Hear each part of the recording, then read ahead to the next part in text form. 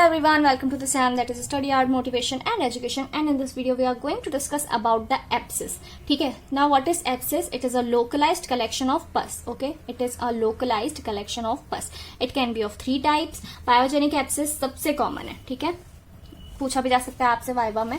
तो pyogenic abscess सबसे common, then pyaemic abscess and cold abscess. Cold abscess पे ज्यादातर एमसीक्यूज आते हैं. ठीक है, पायोजेनिक एब्सेस की बात करें तो पायोजेनिक एब्सेस में मेनली तो ये सेलुलाइटिस इसमें देखा जाता है, स्टेफाइलोकोकल इन्फेक्शन है, हेमाटोजेनस स्प्रेड होता है, स्प्रेड कैरियर्स होते हैं इसमें, और टॉन्सिलाइटिस भी देखने को मिलता है. सिम्टम्स क्या है? Patient will feel ill. ठीक है, उसको फैन जैसा लगेगा. And complain, they will be complain of throbbing pain. ठीक है, क्यों? क्योंकि पस है, पस प्रेजेंट है, इसलिए उसको थ्रोबिंग पेन जैसा वो कंप्लेन करेगा. फीवर विथ और विदाउट चिल्स एंड रिगर्स देखने को मिल सकता है. साइंस में देखें तो कोलोर यानी कि हीट, तो टेम्परेचर बढ़ेगा. रूबर दैट इज रेडनेस, तो इन्फ्लेमेशन है, that will result in hyperaemia, redness होगी. ठीक है, डोलोर यानी कि पेन, तो एक्सट्रीमली टेंडर होगा वो. ट्यूमा दैट इज स्वेलिंग, यानी कि पस है तो स्वेलिंग होगी. एंड ब्राउनी एडेमा देखने को मिलेगा इसमें. ठीक है, this is an important point. Brownie oedema देखने को मिलेगा. Loss of function and presence of fluctuation इसमें होता है. ठीक है, कुछ फंक्शंस का लॉस हो जाता है and presence of fluctuation, it is very important, ये याद रखना. ट्रीटमेंट की अगर हम बात करें तो IND ट्रीटमेंट दिया जाता है. IND यानी कि I यानी कि इंसिजन, ठीक है, एंड D यानी कि drain, under general anaesthesia. Under general anaesthesia आपको इंसिजन और ड्रेनेज करना है, तो IND ट्रीटमेंट होता है. ठीक है, डिफरेंशियल डायग्नोसिस की बात करें तो रप्चर्ड एन्यूरिज्म होता है इसमें, that is subcutaneous abscess with pain, redness and local increase in temperature. ठीक है, एंड ल्यूकोसाइटोसिस इसमें देखने को मिल सकता है. Now this is important. Ruptured vertebral artery aneurysm अगर आपको देखने को मिल रहा है तो वो पोस्टीरियर ट्राइंगल में देखने को मिलेगा. एंड पॉप्लिटियल आर्टरी एन्यूरिज्म जो है आपको वो पॉप्लिटियल फोसा में देखने को मिलता है. Now this is important. Okay, तो ये याद रखना.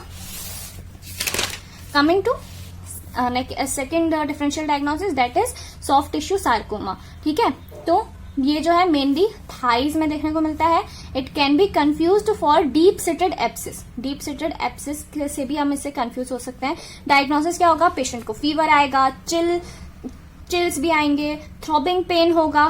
क्यों? क्योंकि पस है, कलेक्शन ऑफ पस. तो कलेक्शन ऑफ पस है ना, तो हर एब्सिस में थ्रोबिंग पेन की कंप्लेन पेशेंट करेगा ही करेगा. ठीक है, एंड शॉर्ट ड्यूरेशन स्वेलिंग देखने को मिलेगी.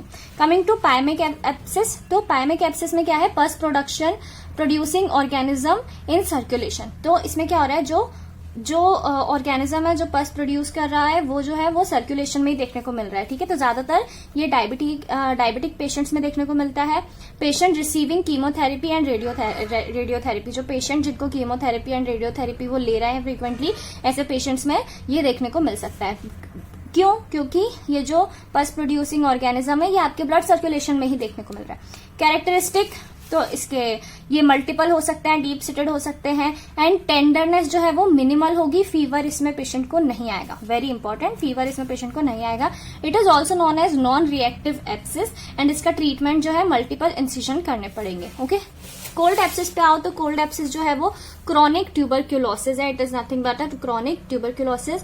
There is no sign of inflammation. ठीक है, and other causes of cold abscess अगर बोलें तो ट्यूबरक्यूलस लिम्फेडेनाइटिस हो सकता है, actinomycosis, leprosy and Madura foot भी आपको इसमें देखने को मिल सकता है. इन सारी चीजों की वजह से कोल्ड ये अदर कॉजेज हो सकते हैं कोल्ड एब्सिस के लिए. So this is all about the abscess, short and informative, and I hope this video will help you in your academics, and if it does then I would be really grateful. And thank you so much for watching, and don't forget to subscribe to the channel.